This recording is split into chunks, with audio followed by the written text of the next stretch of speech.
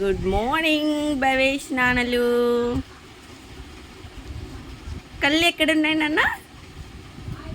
ముక్కు, మూతి, పళ్ళు, చెవులు, మెడ, తల, తల, ఎంటుకలు, చేతులు, కాళ్ళు, పాదాలు, పాదాలు, పొట్ట, చెస్ట్, నాలుక నాన్న, నాలుక. ఓ తెలిసిపోయిందా నీకు?